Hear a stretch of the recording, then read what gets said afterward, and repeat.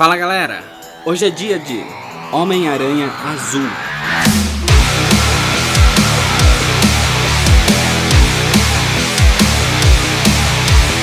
É uma história da Marvel, escrita pelo Jeff Loeb e desenhada pelo Tim Sale no ano de 2002. Essa história, na minha opinião, é a melhor história do Homem-Aranha. Inclusive foi depois que eu coloquei ela no meu vídeo de top 10 de histórias da Marvel, que vocês pediram bastante pela história completa sobre ela. Então, resumindo a história, é uma declaração de amor do Peter Parker para sua falecida ex-namorada, a Gwen Stacy. Mostra como foi o tempo que ele conheceu ela, como foram os dias antes do relacionamento deles e como era a relação entre ele, a Gwen e a Mary Jane.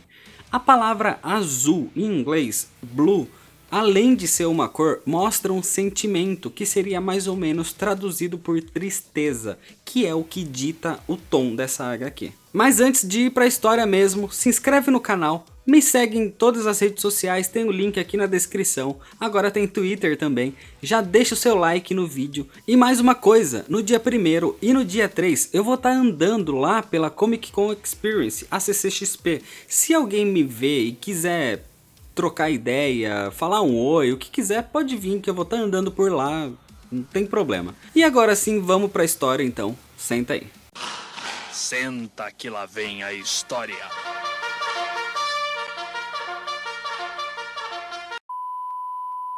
A história começa no Dia dos Namorados. O Peter Parker resolve pegar um velho gravador e começa a falar algumas palavras, relembrando o rumo que a vida dele tomou até agora. Ele comenta que sabe que ninguém vai ouvir aquela gravação, mas que alguém, algum dia, pode querer saber sobre ela, sobre eles, sobre quem era a Gwen Stacy. Nessa gravação é como se ele conversasse diretamente com ela, é como se ele estivesse contando a história deles para ela mesmo. É Dia dos Namorados e ele vai até a ponte aonde a Gwen foi morta e deixa uma rosa para ela, como ele faz todos os anos. A partir daí, a gente começa a entrar na história que o Peter tá contando no gravador. A gente é transportado para a época em que o Duende Verde captura e descobre a identidade secreta do Homem-Aranha. Lembrando que o Duende Verde era o Norman Osborn, o pai do futuro melhor amigo do Peter, o Harry Osborn. Mas mesmo preso ali, o Peter consegue se soltar e acaba derrotando o Duende Verde. Mas por causa de uma explosão que teve, o Duende ele acaba tendo amnésia e ele esquece a personalidade de Duende Verde e volta a ser só o Norman Osborn. Ele fica perdido sem saber o que está acontecendo ali. Depois de tudo isso, o Norman ele é levado para um hospital e o Peter ele vai para visitar para ter certeza que quando ele acordasse ele ainda seria o Norman e não o Duende Verde. No hospital ele encontra o filho do Norman, o Harry. Mesmo ele e o Peter não sendo grandes amigos na época, o Harry agradece pela preocupação e de ter ido ali visitar ele. Na saída do quarto do hospital, eles encontram outros amigos da escola chegando para visitar o Harry e entre eles a Gwen Stacy. E é aí a primeira vez em que eles se olham. Depois disso, o Peter segue a vida dele e consegue comprar uma moto graças à tia May. E graças a essa moto, ele encontra na saída da escola o Harry, o Flash Thompson e a Gwen. Ele oferece uma carona na moto dele e ela acaba aceitando. A partir daí eles começam a se aproximar mais, ele percebe o quanto ela era genial e inteligente como ele também era, além de ser linda, né? O Peter já começa a demonstrar sinais de que ele poderia acabar se apaixonando por ela. Ao mesmo tempo, ele tinha que cuidar das coisas como o Homem-Aranha, enquanto ele pensava no Norman Osborn, imaginando que talvez ele estivesse fingindo que não se lembrava do Duende Verde ou alguma coisa do tipo. Enquanto isso, na cadeia, alguém libertava o Rhino. Não sou eu, tá? É o maluco lá vestido de rinoceronte. E ele começa a atacar o centro da cidade, mas como sempre, ele acaba sendo derrotado pelo Homem-Aranha. Depois disso, à noite, já na casa dele, o Peter ele tá se preparando para sair e a tia May tem uma surpresa para ele. Ela sempre quis que o Peter saísse com a sobrinha da vizinha, mas ele sempre pensou, putz, minha tia idosa tem uma amiga idosa também, que é a vizinha. E ela tem uma sobrinha que quer que eu saia com ela. essa mina deve ser horrorosa, não vai rolar. Mas nesse dia a tia May já tinha combinado e a tal sobrinha aparece na porta. E é nada mais, nada menos que Mary Jane Watson, falando a famosa frase: reconhece, gatão, você tirou a sorte grande.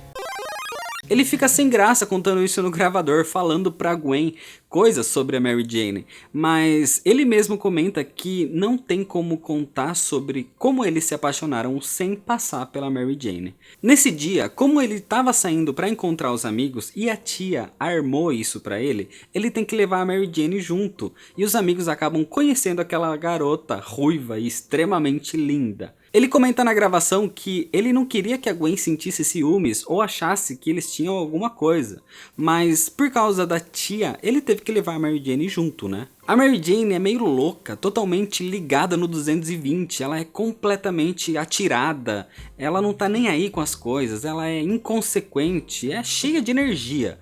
Fica chamando o Peter de gatão na frente de todo mundo e tudo mais. Tipo, a Gwen tinha começado a reparar no Peter e do nada ele aparece com a gata do ano.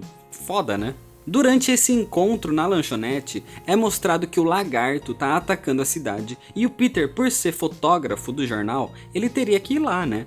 Mas a Mary Jane quer ir junto, ela diz que adora esse lance de perigo e de adrenalina, e ela vai. Chegando lá, ele consegue despistar a Mary Jane enquanto ele luta contra o lagarto, e ele consegue fazer o lagarto voltar a ser o Dr. Connor, e tudo acaba ficando resolvido. Logo depois disso, o Peter ele volta para casa e o Harry tá lá. O Harry oferece ao Peter que eles dividam um apartamento, que é do pai dele inclusive, para morar mais perto do colégio também. Ele aceita e ele se muda para lá. O Harry começa a ter interesse pela Mary Jane, o que acaba até sendo bom pro Peter, já que o interesse dele é pela Gwen, mas a Mary Jane não dá muita bola para ele nessa época. E no dia da festa de inauguração do novo apartamento, um novo abutre aparece e vai atrás do Homem-Aranha. Eles têm uma luta difícil em que o Homem-Aranha fica todo machucado. E quando ele chega no apartamento, ele tá acabado e a festa já tinha terminado também. Ele diz que na verdade ele tá doente e por isso o atraso e essa cara de morto. Então ele vai pro quarto para descansar. O Peter acaba ficando com febre depois de ficar um tempo jogado lá na neve por causa do abutre. E a Mary Jane vai lá pra cuidar dele no quarto dele. Ela leva uma sopa pra ele melhorar. E nisso a Gwen também chega. Tipo, as duas minas mais gatas ali no quarto do cara. Mas ele precisa voltar a combater o novo abutre e acaba mandando as duas embora dali. E pra piorar, o antigo abutre também reaparece. Ou seja, agora ele tem dois problemas. Mas por sorte, o Homem-Aranha consegue derrotar os dois. É revelado que quem estava armando tudo aquilo ali para esses vilões atacar o Homem-Aranha era o Kraven, o caçador. Ele fez isso para estudar melhor a sua presa. Um tempo depois, o Flash Thompson anuncia que ele vai se alistar no exército, então ele vai deixar a turma. E no dia dos namorados é o dia da festa de despedida do Flash Thompson. E o Peter recebe um cartão escrito "Seja meu namorado" e uma carinha de feliz. Ele comenta com o Harry que ele acha que é da tia May brincando com ele, né? E o Harry até brinca também falando que a Gwen e a Mary Jane estão caidinha por ele. Ele fica negando que nada a ver e nessa hora os amigos começam a chegar pra festa ali. A Gwen é a primeira e logo em seguida chega a Mary Jane e todo o resto. E no meio dessa festa, o Peter tem o sentido aranha pitando ali e do nada aparece o Kraven. Ele seguiu o rastro do Homem-Aranha e o cheiro dele e chegou ali no apartamento.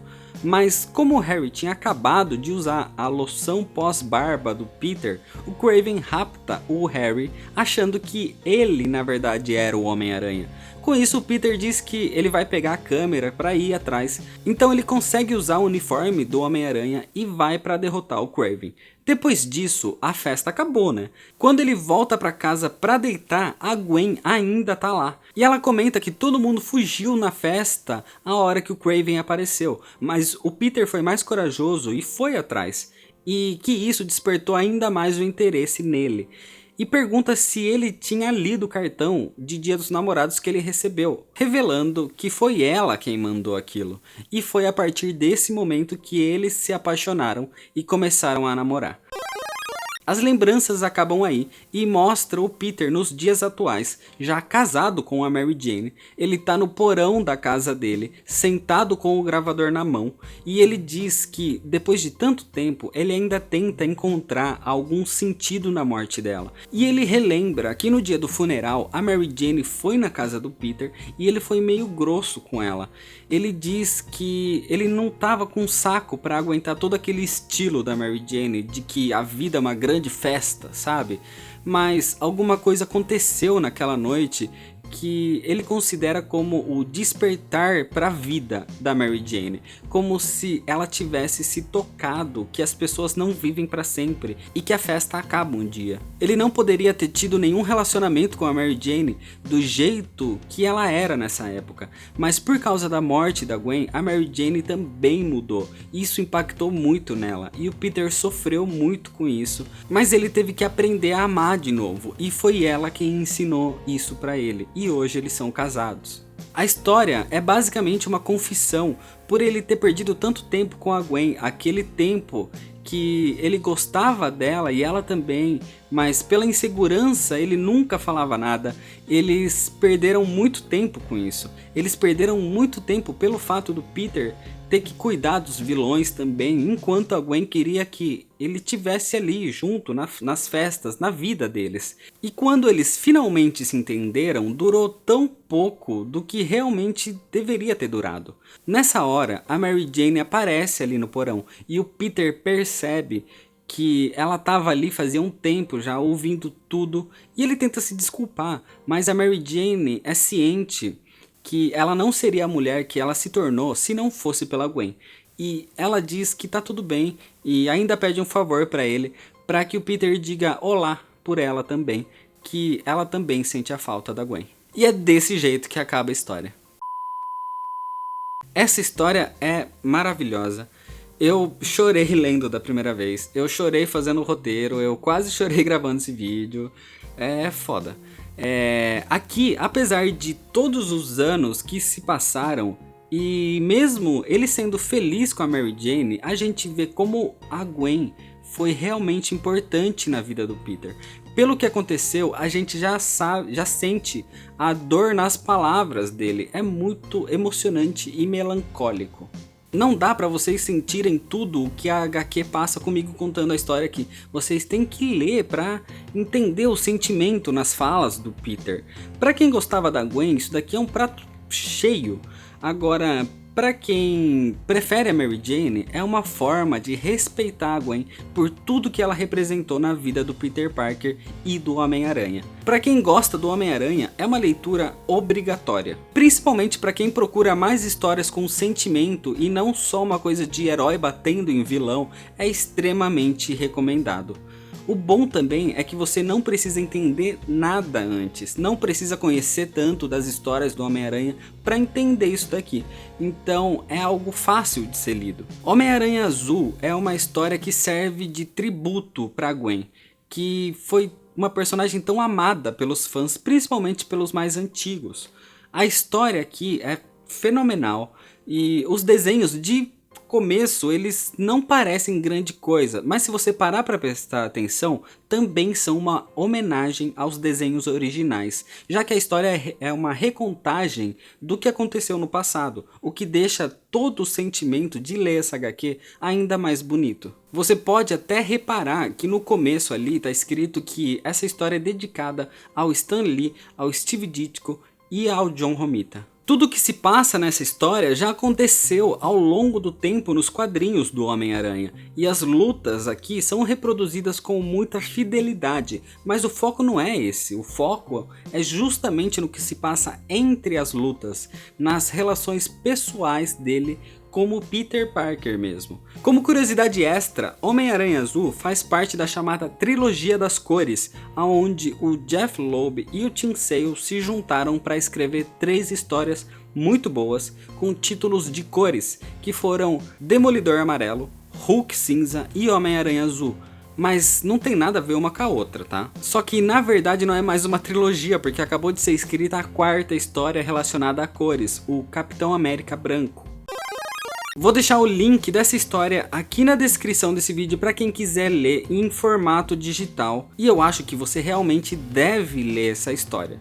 E vai ter também o link para a loja Pano de Vela, dá uma passada lá para ver produtos exclusivos e agora com o cupom de 5% de desconto do Nerd All Stars. Então é isso, se você ainda não é inscrito, clica aqui no botão vermelho de se inscrever para me ajudar no crescimento do canal. Deixa seu like se você gostou desse vídeo, deixa seu comentário falando o que você achou dessa história, me segue lá nas redes sociais, agora tem Twitter também, vai ter todo o link aqui na descrição. Muito obrigado, valeu e até mais.